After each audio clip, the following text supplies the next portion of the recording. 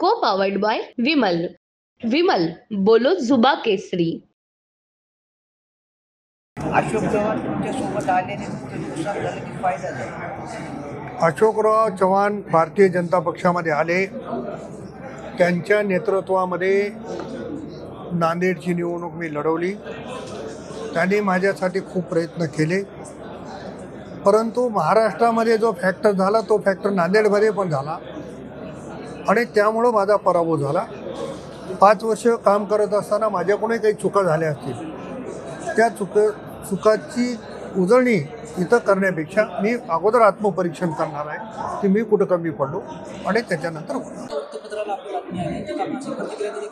मी कुठल्याही वर्तमानपत्रवाल्यांशी वैयक्तिकरित्या असं कुठंही बोललेलो नाही. जे काय बोललो ते आज सर्व पत्रकार मित्रांना समक्ष बोलून बोललो.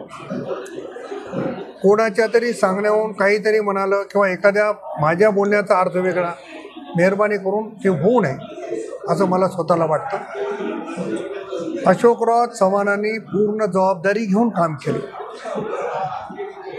पण मनोज जरांगे पाटलाचा फॅक्टर, मुस्लिम समाजाचा फॅक्टर आणि संविधानाच्या बद्दल जो काही चुकीचा मेसेज जिल्ह्यामध्ये फिरला त्याचाही फटका या निवडणुकीत मला बसलेला आहे. असं आहे, मी पण कालच्या 14 तारखेच्या बैठकीला मुंबईत होतो. राज्याचे नेते आदरणीय देवेंद्र फडणवीस यांच्या उपस्थितीमध्ये बैठक झाली.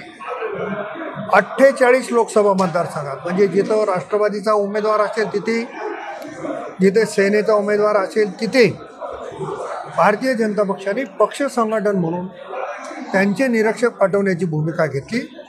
त्या धर्तीवर विखे पाटील साहेबांना नांदेड जिल्हा दिला. आपण देगलूरच्या सभेमध्ये असं म्हणाला होता की 1-2 जण गद्दार आहेत, त्यांना मी पाहिजे. अरे, तिथल्या कार्यकर्त्यांच्या भावना समजून घेऊन काही वेळेस बोलावं लागते, पण मी अतिशय नम्रपणाने सांगितले की बूथ प्रमुखापासून ते आपल्या जिल्ह्याचे नेते अशोकरावजी चव्हाण साहेबांपर्यंत माझा कोणावरही रोष नाही. आपल्याला मानणारा मोठा जनाधार आपल्या जिल्ह्यात आहे.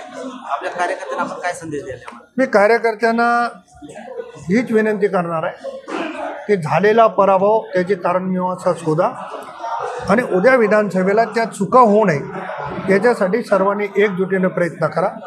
नांदेड जिल्ह्यामध्ये महायुतीच्या 9च्या 9 जागा जिंकल्या पाहिजे अशा पद्धतीचं काम मी करणार. को पावर्ड बाय विमल. विमल बोलो जुबा केसरी.